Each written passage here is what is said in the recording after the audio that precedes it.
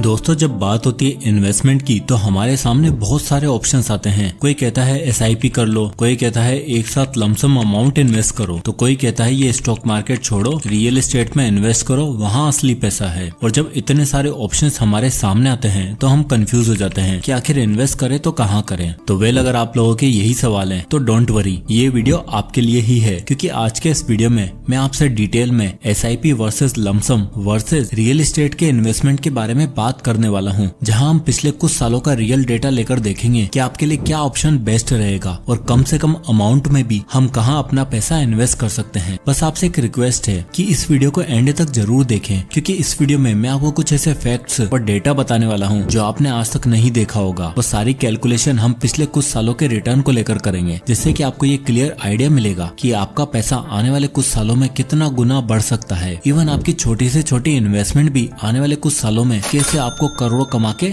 दे सकती है। और वो जानने के लिए आपको देखना पड़ेगा कि रोहन और समीर ने क्या किया। तो रोहन और समीर कजिन ब्रदर्स थे और दोनों ही एक वेल टू डू फैमिली से आते थे। साथ इनका जिगरी यार था अर्जुन, पर अर्जुन के पेरेंट्स की इनकम रोहन और समीर के पेरेंट्स की इनकम से कम थी। अब तीनों बचपन के यार थे, स्कूल और कॉलेज सबने साथ किया था। अब क्योंकि रोहन और समीर एक well to do middle class family से थे तो उनके पेरेंट्स के पास काफी सेविंग्स थी, पर एसेट के नाम पर कुछ भी नहीं। और जब रोहन और समीर पढ़ाई लिखाई खत्म करने के बाद सेटल हुए तो इनके पेरेंट्स ने दोनों को 50-50 लाख की अपनी लाइफ टाइम सेविंग्स दी और कहा आज से ये तुम्हारी, और इसे जहाँ इन्वेस्ट करना है, जैसे यूज करना है तुम करो और वेल्थ बिल्ड करो। अब क्योंकि दोनों को अच्छी खासी एजुकेशन मिली थी और दोनों ही अच्छी फाइनेंशियल नॉलेज रखते थे, तो उन्होंने बाकी अय्याश बेटों की तरह 50 लाख उड़ाने की बजाय उसे इन्वेस्ट करना जरूरी समझा, क्योंकि दोनों ही जानते थे कि माँ बाप की मेहनत की कमाई को बढ़ाकर दुगना और 4 गुना करना है, ताकि आने वाले टाइम में उनको भी संभाल पाए और अपनी आने वाली जनरेशन के लिए भी वेल्थ बिल्ड कर सके। और एक टिपिकल मिडिल क्लास फैमिली परिवार जब भी कोई बड़ा अमाउंट इन्वेस्ट करने का सोचता है तब उसके परिवार में सिर्फ एक ही बात उठती है, प्रॉपर्टी। अब रोहन ने बचपन से ही प्रॉपर्टी के बारे में, रियल एस्टेट के बारे में सुना था, तो उसने साल 2004 में अपने 50 लाख रुपए प्रॉपर्टी में इन्वेस्ट करने का डिसीजन लिया, क्योंकि बचपन से ही रोहन ने सुना था कि प्रॉपर्टी में इन्वेस्ट करना ही बेस्ट डिसीजन है, क्योंकि इससे आपको मंथली रेंट भी मिलता है जो आपकी मंथली खर्चे आराम से निकाल सकता है। और जैसे जैसे प्रॉपर्टी की कीमत भी बढ़ती है आपकी रेंटल इनकम भी बढ़ती रहती है। तो जैसे कि आप इस एक्सेल शीट में देख सकते हैं कि रोहन ने साल 2004 में अपने 50 लाख रुपए को रियल एस्टेट प्रॉपर्टी में इन्वेस्ट किया। और जैसे कि आप यहाँ ये भी देख सकते हो कि रियल एस्टेट ने पिछले 20 सालों में लगभग 10% का एनुअल CAGR दिया है, यानी हर प्रॉपर्टी के प्राइस पर 1 साल बाद 10% से इंक्रीज हो रहा है। और साथ ही साथ 99 एकड़ का ये डेटा भी देख सकते हो कि इंडिया की टॉप सिटीज में रेंटल यील्ड,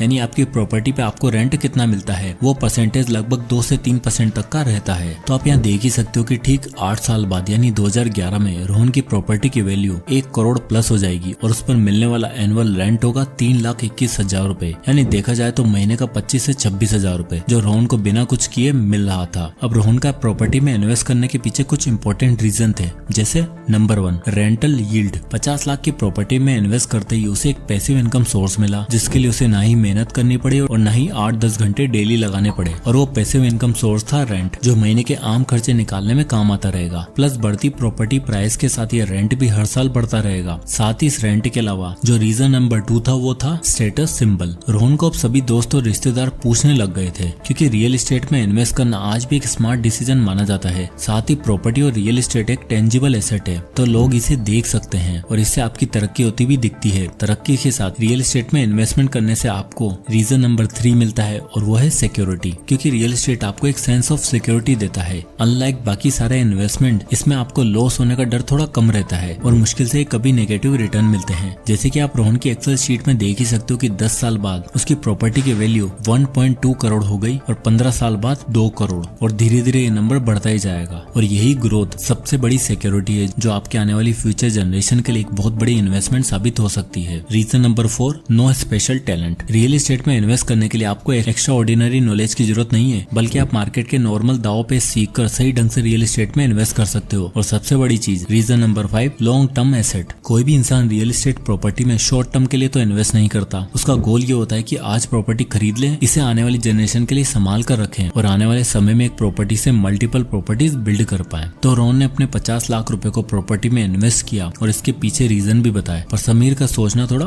अलग था। समीर का मानना था कि लाइफ में एवरेज रिटर्न से तो कुछ नहीं होने वाला, इसलिए मुझे कई ऐसी जगह पैसा इन्वेस्ट करना होगा जहां से मुझे एक्सपोनेंशियल रिटर्न मिले और मैं पावर ऑफ कंपाउंडिंग का भी मजा ले पाऊं। और इसके लिए बेस्ट रिसोर्स है देश की टॉप 50 कंपनियां, यानी निफ्टी 50 इंडेक्स फंड। अब क्योंकि समीर के पास 50 लाख रुपए थे तो उसने इंडेक्स फंड में लमसम अमाउंट इन्वेस्ट किया। अब एक्चुअली निफ्टी 50 इंडेक्स में देश की टॉप 50 कंपनियां आती हैं जो हर साल ग्रो होती रहती है। पिछले कुछ 20-25 सालों का अगर ग्राफ देखा जाए तो निफ्टी 50 का ग्राफ आपको कुछ इस तरह दिखेगा और इसे हम ध्यान से देखेंगे तो बढ़ती इकोनॉमी के साथ निफ्टी 50 साल दर साल महीने दर महीने अपने इन्वेस्टर को कुछ प्रकार से रिटर्न देता आया है, यानी ये ग्राफ हमेशा ऊपर ही गया है। अब आप यहाँ इस शीट में हर महीने का रिटर्न भी देख सकते हो, जिसमें आप देख सकते हो कि 2005 में हर महीने की एवरेज ग्रोथ के साथ निफ्टी 50 ने 36.34 का रिटर्न दिया है। फिर उसके बाद कम ज्यादा होता रहा और यहाँ तक कि साल 2008 में नेगेटिव 51% का भी रिटर्न मिला। मतलब अगर आपने उस समय 10 लाख रुपए निफ्टी 50 में लगा रखे होंगे तो उनकी वैल्यू केवल 5 लाख रुपए रह गई होगी और साल 2011 में मार्केट डिप के कारण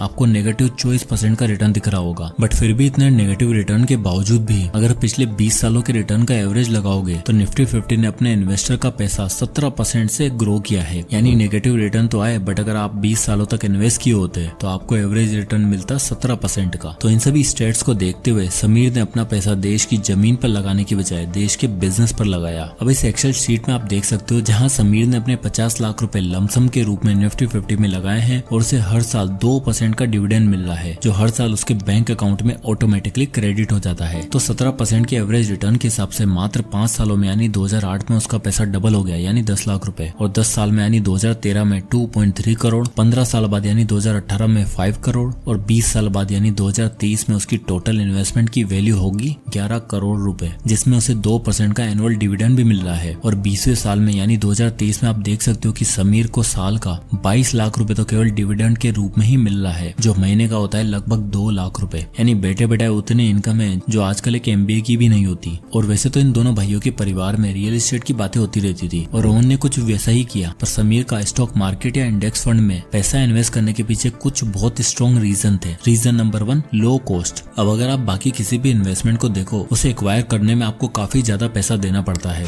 जैसे कि अगर हम रियल एस्टेट की बात करें तो रियल एस्टेट में हमें स्टैंप ड्यूटी, ब्रोकरेज और एक आध खर्चा मिला के लगभग प्रॉपर्टी का 10% प्राइस पे करना पड़ता है। सेम वही अगर आप कोई बिजनेस खोलते हो तो उसको एस्टेब्लिश करने में, उसको सेटअप करने में काफी कॉस्ट लग जाती है। लेकिन स्टॉक्स और इंडेक्स फंड ही इकलौती ऐसी इन्वेस्टमेंट है जहाँ पर आपको मुश्किल से 0.5% का ब्रोकरेज पे करना पड़ता है और इसमें आपकी नॉर्मल प्रॉपर्टी की तरह या बिजनेस की तरह सेटअप करने में कोई खर्चा भी नहीं आता। Reason number 2, managed by fund manager. Unlike real estate property, इसमें आपको मेंटेनेंस और रेनोवेशन पर ध्यान नहीं देना होता और हर समय अपनी प्रॉपर्टी या बिजनेस को लेकर इंपॉर्टेंट डिसीजन भी नहीं लेने पड़ते, बल्कि आपका पैसा एक SEBI reputed fund manager manage करता है और उससे रिलेटेड हर बेस्ट डिसीजन लेने की जिम्मेवारी उसी की होती है। प्रॉपर्टी में आपको रेंट कलेक्शन करने से लेकर उसकी देख रेख, उसकी मेंटेनेंस खुद देखनी पड़ती है। यानी एग्जाम्पल मान लो आपको एक प्रॉपर्टी से 50,000 रुपए का रेंट आ रहा है तो उसमें हर महीने 8 से 10,000 रुपए आपको मेंटेनेंस के लिए देने पड़ते हैं। यानी आपको महीने के 50 नहीं सिर्फ 40 से 42,000 रुपए ही मिलते हैं। पर इंडेक्स फंड में ऐसा नहीं है। आपको कहां से कितना फायदा हो सकता है, डिविडेंड मिल सकता है, ये सब फंड मैनेजर ध्यान रखता है। हाँ, मार्केट वोलेटाइल जरूर है और हो सकता है कि कुछ समय के लिए आपको थोड़ा लॉस भी फेस करना पड़े, पर ये आपको लॉन्ग टर्म में बेटर रिटर्न ही देता है। और इसका सबसे बड़ा रीजन है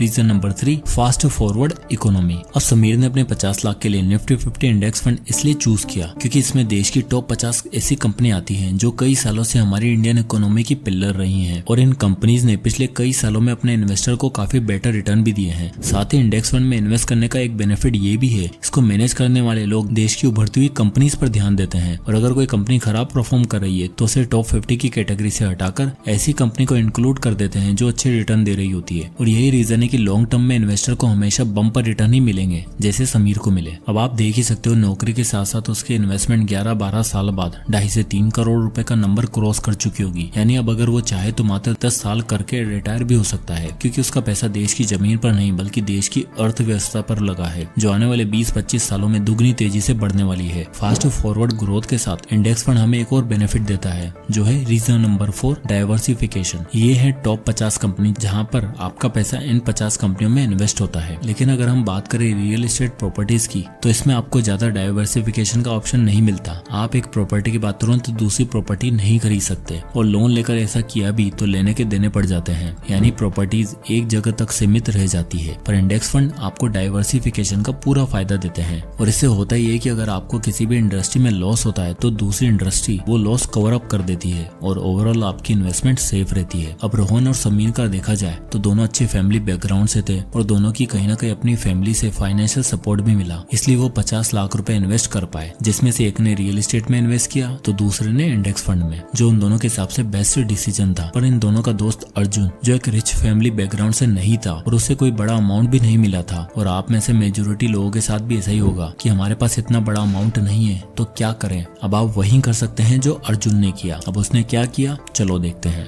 अब अर्जुन जानता था कि उसके माँ बाप समीर और रोहन के माँ बाप जितने अमीर तो नहीं है, और न ही उसको कहीं से 50 लाख रुपए एक साथ मिलने वाले हैं, और उसको समझ में आ चुका था कि अगर अपने दोस्तों जैसे पैसे कमाना है और अपनी आने वाली जनरेशन को एक बेटर फ्यूचर देना है तो उसे भी रोहन और समीर की तरह इन्वेस्टमेंट शुरू करनी पड़ेगी। अर्जुन के पास अच्छी नौकरी थी जो उसे ठीक ठाक लाइफस्टाइल देने में मदद कर रही थी, और साथ ही साथ कॉलेज टाइम से अर्जुन ने फ्रीलांसिंग भी शुरू कर दी थी, यानी उसके पास 2 इनकम सोर्स तैयार थे। पर स्टिल उसके पास रोहन और समीर जितना बड़ा कॉर्पस अमाउंट नहीं था, इसलिए उसने यूज किया SIP यानी सिस्टमेटिक इन्वेस्टमेंट प्लान। अब समीर की तरह अर्जुन ने भी अपने इन्वेस्टमेंट के लिए निफ्टी 50 इंडेक्स फंड को चूज किया। अब सवाल ये था कि रोहन और समीर जितना रिच होने के लिए उसको कितना अमाउंट इन्वेस्ट करना चाहिए। तो अपनी सैलरी और फ्रीलांसिंग की इनकम मिलाकर अर्जुन महीने का अच्छा खासा अर्न कर रहा था। अब उसने सोचा क्यों ना रोहन जैसे रियल एस्टेट प्रॉपर्टी खरीदूं, लेकिन उसके लिए लोन लेना पड़ेगा और हर महीने EMI भरनी पड़ेगी, इसलिए इससे बेहतर है क्यों ना महीने का 30,000 रुपए सेव करके इंडेक्स फंड में इन्वेस्ट किया जाए, जहां से 17% का रिटर्न मिल रहा है। अब आप यहाँ देख सकते हो कि अर्जुन ने इस इन्वेस्टमेंट मेथड से पहले 5 सालों में यानी 2018 तक 18 लाख रुपए इन्वेस्ट किए, और वो 18 लाख 17% के हिसाब से 27,50,000 रुपए हो गए। फिर सेम टेक्निक से अर्जुन ने 10 साल तक पैसा इन्वेस्ट किया, और साल 2013 तक आते आते आप देख ही सकते हो अर्जुन ने 36 लाख रुपए इन्वेस्ट कर दिए हैं, जिससे उसके पास 88 लाख रुपए आ चुके हैं। ठीक इसी तरह 15 साल बाद यानी 2018 तक उसकी वेल्थ 2.2 करोड़ की हो जाएगी, और 20 साल बाद यानी 2023 तक आते आते अर्जुन अगर सेम पैटर्न फॉलो करता है तो उसकी वेल्थ टोटल 5 करोड़ हो चुकी होगी, यानी ये वैल्यू रोहन के 20 साल के रियल एस्टेट अमाउंट से काफी ज्यादा है। अब SIP मेथड चूज करने के पीछे अर्जुन के कुछ रीजन थे, जिसमें सबसे पहला रीजन है इजी इन्वेस्टमेंट। ठीक समीर की तरह अर्जुन को भी अपने इन्वेस्टमेंट के लिए उसको मैनेज करने के लिए ज्यादा मेहनत नहीं करनी पड़ी, और क्योंकि उसके पास कोई जनरेशन वेल्थ नहीं थी और उसे कहीं से 50 लाख रुपए एक साथ नहीं मिले थे, तो उसने सेविंग करके हर महीने एक अमाउंट सेट किया, जिससे हर महीने की पहली तारीख को वो इन्वेस्ट अपने आप हो जाता। इससे हुआ ये कि वो फ्रूगल लाइफस्टाइल जीना भी सीख लिया, लोन और EMI के बोझ में भी नहीं दबा, और अपनी आने वाली जनरेशन के लिए एक सिग्निफिकेंट वेल्थ बना पाया। और वो ऐसा कर पाया क्योंकि उसके पास था reason number 2, power of compounding. अब ऐसा नहीं कि power of compounding real estate और लमसम इन्वेस्टिंग में देखने को नहीं मिलती, पर SIP एकलौता ऐसा मेथड है जहां आपको अपनी इन्वेस्टमेंट में हर महीने ग्रोथ और चेंजेस देखने को मिलते हैं, जो SIP को बाकी इन्वेस्टमेंट मेथड से एक अलग और इजी टू ऑपरेट मेथड बनाता है। अब अगर आप अर्जुन का ही एग्जांपल ले लो तो आप देख ही सकते हो कि महीने का 30,000 रुपए इन्वेस्ट करना उसके लिए फ्यूचर में कोई ज्यादा बड़ी बात नहीं होगी, और अगर यही सेम पैटर्न वो 4 साल और यानी 24 साल तक फॉलो करता तो वो समीर के एकदम पास हो जाता, यानी उसकी वेल्थ 12 करोड़ के आसपास हो जाती। और यही है पावर ऑफ कंपाउंडिंग, जो आपको इंटरेस्ट पे इंटरेस्ट देकर आपका पैसा ग्रो करती है। अब अगर देखा जाए तो तीनों लोगों ने 3 अलग अलग इन्वेस्टमेंट तरीके यूज किए। रोहन ने 50 लाख रुपए को रियल एस्टेट में इन्वेस्ट किया, तो वहीं समीर ने अपने 50 लाख रुपए को इंडेक्स फंड के अंदर लमसम में इन्वेस्ट किया। अब अगर जरा पहले इन दोनों का कंपैरिजन देखा जाए तो आप देख ही सकते हो पहले साल जहां रोहन को रियल एस्टेट से 55 लाख रुपए मिले, वहीं समीर की इन्वेस्टमेंट 58 लाख रुपए थी। पर यहाँ पर रोहन को रेंटल यील्ड ज्यादा मिल रहा था। रोहन को 1,65,000 तो समीर को मिलने वाला डिविडेंड बहुत ही कम, मात्र 1,16,000 रुपए था। फिर अगले 5 सालों तक अगर आप देखो तो 2009 तक रोहन को मिलने वाला रेंटल यील्ड समीर के डिविडेंड से काफी ज्यादा है, और उसकी प्रॉपर्टी की वैल्यू भी ग्रेजुअली इंक्रीज हो रही थी। पर अचानक 2010 में आप देख सकते हो जहाँ रोहन की प्रॉपर्टी वैल्यू 97 लाख रुपए थी, वहीं समीर की इन्वेस्टमेंट बढ़ते बढ़ते 1.4 करोड़ हो चुकी थी, और अब उसको मिलने वाला डिविडेंड भी 2,96,000 हो चुका था। और इसके बाद आप समीर की इन्वेस्टमेंट वैल्यू और डिविडेंड पर अगर नजर डालोगे तो दोनों ही रोहन की प्रॉपर्टी और उसके रेंटल यील्ड से ज्यादा है। और 20 साल बाद जहाँ रोहन को 10 लाख रुपए तक किराया आ रहा था, वहीं समीर को 22 लाख रुपए यानी रोहन से दुगना डिविडेंड आ रहा था। यानी पिछले 7 साल रोहन की प्रॉपर्टी ने खूब अच्छा खासा इंक्रीज देखा। उसके बाद लॉन्ग टर्म में धीरे धीरे उसकी 3% रेंटल यील्ड कभी भी समीर के डिविडेंड को मैच नहीं कर पाई और धीरे धीरे समीर को रोहन से दुगना तिगना डिविडेंड मिलने लगा और उसकी इन्वेस्टमेंट वैल्यू भी रोहन की प्रॉपर्टी से ज्यादा यानी 11 करोड़ हो चुकी थी, जिससे हमें ये समझ आता है कि प्रॉपर्टी लोगों को दिखाने के लिए और एक स्टेबल ग्रोथ के लिए काफी अच्छा एसेट है। और हाँ, स्टॉक मार्केट में आपकी जो इन्वेस्टमेंट है वो किसी को दिखती नहीं है, इसलिए हो सकता है लोग आपको कम स्मार्ट समझे। पर अगर आप एक्सपोनेंशियल रिटर्न और सुपर कंपाउंडेड रिटर्न चाहिए तो आपको आउट ऑफ द बॉक्स जाके कुछ ऐसा करना पड़ेगा जो आपको सिर्फ रिच नहीं बल्कि ट्रू सेंस में वेल्थी बना पाए, जो इंडेक्स फंड से बिल्कुल पॉसिबल है। और अगर आपके पास एक साथ लगाने के लिए 50 लाख रुपए नहीं है तो आप SIP के जरिए हर महीने का अच्छा खासा अमाउंट इन्वेस्ट कर सकते हो और रियल एस्टेट से ज्यादा रिटर्न भी पा सकते हो। जैसे कि रोहन और अर्जुन की इन्वेस्टमेंट में आप कंपैरिजन देख सकते हो, जहां 20 साल बाद रोहन की प्रॉपर्टी की वैल्यू 3.3 करोड़ होगी, वहीं मात्र 30,000 रुपए महीना इन्वेस्ट करने वाला अर्जुन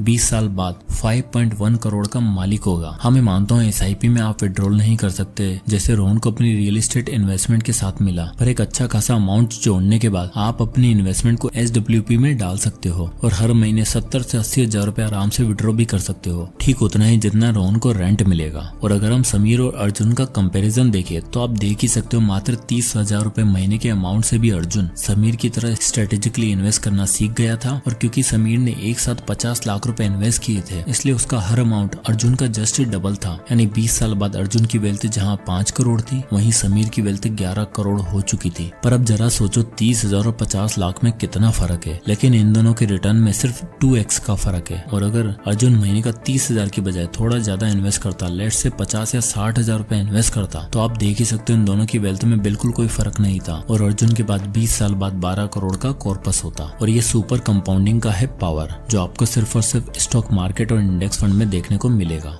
तो अब सब आपके सामने है कि आप एक साथ लमसम अमाउंट स्टॉक मार्केट में लगाना चाहते हो या रियल एस्टेट में इन्वेस्ट करना चाहते हो, या फिर आपके पास कोई बड़ा अमाउंट नहीं है तो आप किसी भी अमाउंट से SIP शुरू कर सकते हो। जरूरी नहीं कि 30,000 से ही शुरुआत करो, आप जितना सेव कर सको उतना बढ़िया। और कौन सा इन्वेस्टमेंट आपको सबसे अच्छा लगा कमेंट करके जरूर बताएं। तो मिलते हैं नेक्स्ट वीडियो।